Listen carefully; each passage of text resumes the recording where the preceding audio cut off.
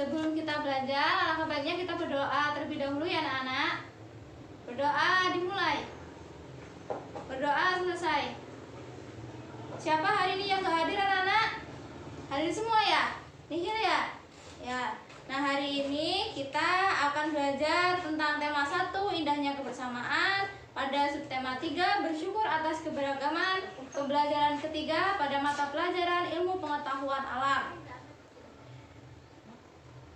Tujuan pada pembelajaran ini ialah dengan percobaan siswa mampu mengidentifikasi sifat-sifat bunyi memantul dan menyerap dengan lengkap. Kedua, setelah percobaan, siswa mampu menyajikan laporan sifat-sifat bunyi memantul dan menyerap dengan sistematis. Nah, anak-anak, masih ingat nggak kemarin kita belajar tentang apa? Iya, kemarin kita belajar tentang sifat bunyi merambat dan sifat bunyi dapat dibiaskan ya. Ya, maka selain itu ada nggak sifat bunyi yang lain? Ya, sifat bunyi yang lain ada menyerap, ada memantul ya anak-anak. Nah, hari ini kita akan belajar tentang bunyi menyerap dan bunyi memantul. Nah, bunyi memantul itu dibedakan menjadi dua. Bunyi memantul itu seperti halnya kita memantulkan kelereng ke lantai, dan itu memantul sama halnya dengan bunyinya akan memantul. Nah, bunyi memantul itu ada dua, ada gema dan ada gaung. Gema itu termasuk bunyi pantul yang terdengar dengan jelas karena datangnya setelah bunyi asli. Nah, bunyi pantul gema ini biasanya terjadi di pegunungan atau tebing-tebing seperti ini. Seperti ini pegunungan, ini ada tebing, terus ada goa. Nah, lalu yang kedua itu ada gaung atau kerdam. Yang pertama tadi kita akan belajar tentang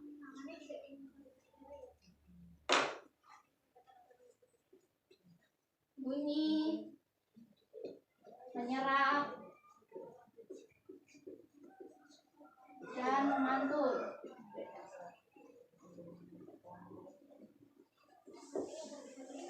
Bunyi memantul itu dibedakan menjadi dua. Bunyi memantul dibedakan menjadi dua. Yang pertama itu ada gema.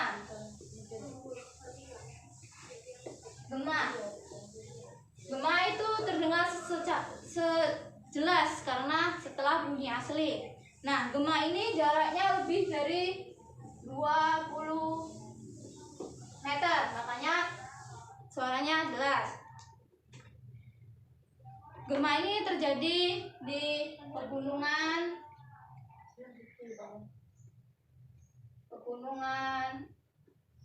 ada lembah, ada goa. Nah, lalu bunyi memantul yang kedua itu ada gaung atau kerdam. Gaung atau kerdam ini suaranya tidak terdengar dengan jelas karena datangnya hampir bersamaan dengan bunyi asli. Yang kedua itu ada gaung atau kerdam. Nah, jarak gaung atau kerdam ini kurang lebihnya 10-20 meter. Karena dekat, jadi suaranya tidak terlalu jelas. Nah, gaung atau kerdam ini biasanya terjadi pada gedung konser, gedung musik, atau bioskop, atau gedung pertemuan. Terjadi pada bioskop, gedung konser atau musik,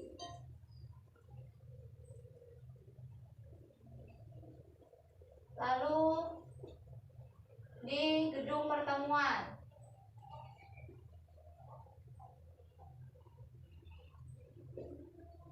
Nah, pada gaung ini jika kita teriak kita akan mendengarkan suaranya, namun tidak terlalu jelas karena jarak perantara memantulkan itu terlalu dekat. Nah, selanjutnya itu tentang bunyi menyerap. Nah, bunyi itu dapat diserap. Yang ketiga, yang kedua, ini yang pertama, ini yang kedua itu bunyi menyerap.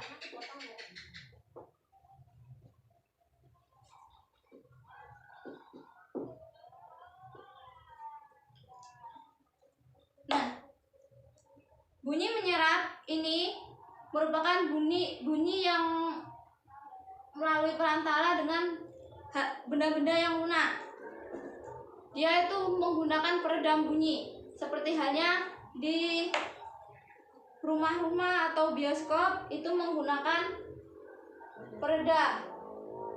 Seperti ini menggunakan peredam.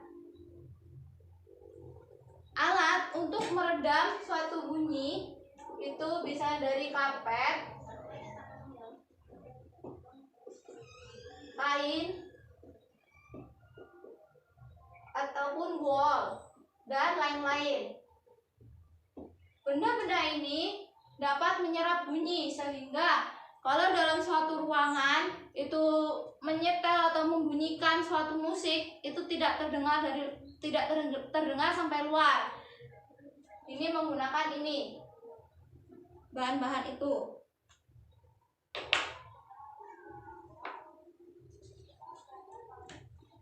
Nah, adakah yang mau ditanyakan untuk anak-anak mengenai materi bunyi memantul dan bunyi menyerap?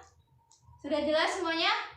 Ya, sudah jelas ya. Kalau sudah jelas, Ibu akan bagi kalian menjadi satu kelompok 6 orang. Ibu akan bagikan lembar kerja siswa.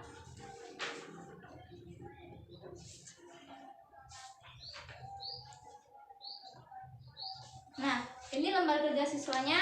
Nanti kalian isi nama kelompoknya kelompok berapa, nama anggotanya siapa saja, dan nanti kalian tuliskan hasilnya di bawah ini. Nah, apa yang harus kalian lakukan dalam mengerjakan ini?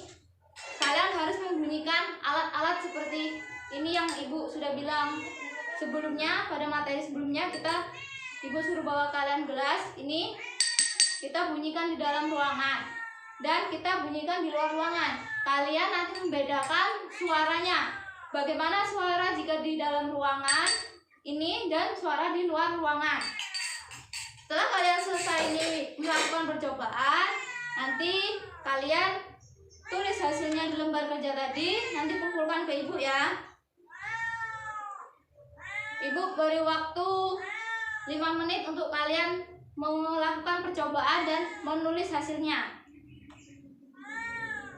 Ya, sudah semua ya? Nah, kalau sudah semua, perwakilan dari kelompok salah satu maju untuk memaparkan hasilnya.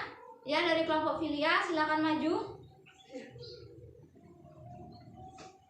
Ya, terima kasih ya Filia atas hasilnya. Ya, silakan duduk. Nah, selanjutnya mungkin pembelajaran pada pagi hari ini kita sampai di sini saja. Kita buat kesimpulan, tadi kita sudah belajar mengenai bunyi memantul dan bunyi menyerap. Bunyi memantul itu dibedakan menjadi 2, yaitu ada gema dan gaung. Gema itu jaraknya sekitar 20 meter lebih, sedangkan gaung itu 10-20 meter. Gema terjadi di pegunungan, lembah, dan goa, sedangkan gaung itu terjadi di dalam bioskop, gedung konser, gedung pertemuan. Lalu yang kedua itu bunyi menyerap. Bunyi menyerap itu alat untuk menyerap bunyi, bisa karpet, kain, atau wall. Baiklah, mungkin sampai di situ saja pembelajaran kita pada pagi hari ini. Untuk itu, ketua kelasnya dipimpin doanya. Berdoa mulai, berdoa selesai. Ya, terima kasih. Bu akhiri. Wassalamualaikum warahmatullahi wabarakatuh.